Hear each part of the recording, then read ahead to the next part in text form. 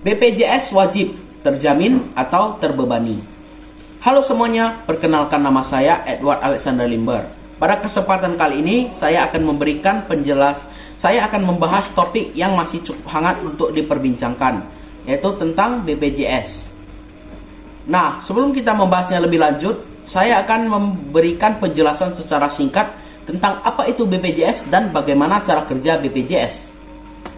Yang pertama adalah apa itu BPJS? BPJS atau Badan Penyedia Jaminan Sosial adalah lembaga pemerintah yang berfokus pada pemberian jaminan sosial kepada masyarakat Indonesia. BPJS sendiri terbagi menjadi dua, yaitu BPJS Kesehatan dan BPJS Ketenagakerjaan. Nah, di topik pada video kali ini saya akan lebih berfokus ke BPJS Kesehatan. Sebenarnya cara kerja BPJS Kesehatan ini cukup mirip dengan asuransi kesehatan pada umumnya. Namun yang membedakan adalah tarifnya dan tempat berasal BPJS ini. Jika asuransi kesehatan pada umumnya dipegang oleh perusahaan swasta, BPJS ini dipegang oleh pemerintah sehingga lebih terjamin dan tentunya lebih murah karena mendapatkan subsidi dari pemerintah. Untuk tarif sendiri, BPJS memiliki 3 tingkatan tarif, yaitu tingkatan pertama 150.000 per bulan, itu adalah tingkatan yang paling tinggi. Tingkatan yang kedua adalah tingkatan menengah dengan tarif 100.000 per bulan. Dan yang paling rendah, tingkatan ketiga dengan tarif 42.000 per bulan. Selain dari tingkatan itu, ada juga BPJS subsidi pemerintah yang diberikan kepada masyarakat kurang mampu yang tidak perlu membayar iuran setiap bulannya. Nah, sebelum kita akan melanjut ke opini-opini yang akan disampaikan di video kali ini, saya akan memberikan beberapa pertanyaan-pertanyaan yang sering atau umum ditanyakan ketika kita membahas tentang topik BPJS. Nah, yang pertama adalah, buat apa saya daftar BPJS? Kan saya sehat-sehat saja. Pertanyaan di atas mungkin sudah cukup umum kita temui, atau mungkin teman-teman semua juga ada yang berpikiran demikian. Nah, untuk menjawab pertanyaan tersebut sebenarnya cukup mudah. Cukup menggunakan satu kalimat saja, yaitu sedia payung sebelum hujan. Yang berarti kita tidak boleh menunggu sampai sakit dulu baru mendaftar BPJS Kesehatan. Atau kita akan kejadian seperti salah satu warga di Pulau Jawa yang mendaftar BPJS pada saat sudah dalam keadaan darurat, sehingga nyawanya tidak tertolong lagi. Jadi intinya, mendaftar BPJS itu bukan tentang bagaimana kita nanti sakit atau tidak, tetapi bagaimana cara kita mempersiapkan apabila suatu saat kita akan dalam keadaan darurat atau keadaan tidak berdaya.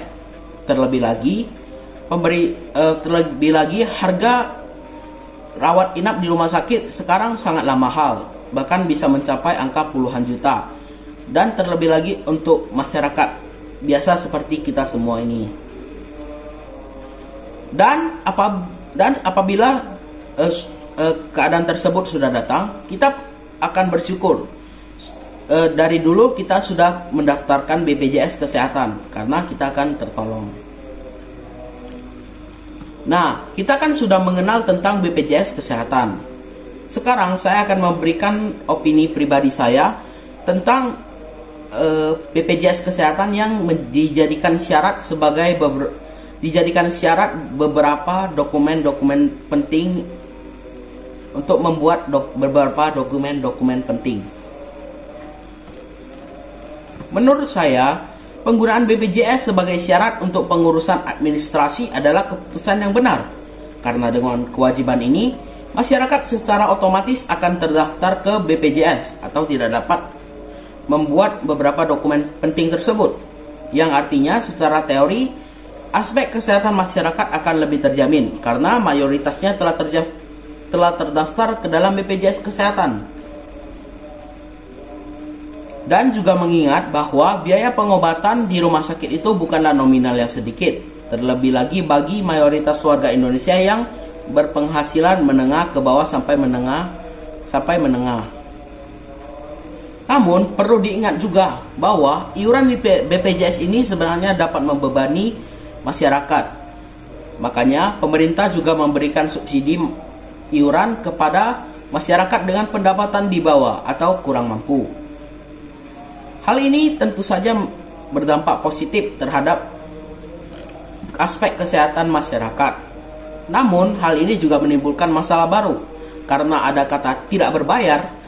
Banyak orang dengan ekonomi menengah ke atas kemudian berbondong-bondong untuk menggunakan berbagai trik dan berbagai cara agar mendapatkan subsidi tersebut, sehingga subsidi tersebut menjadi tidak tepat sasaran pemberiannya.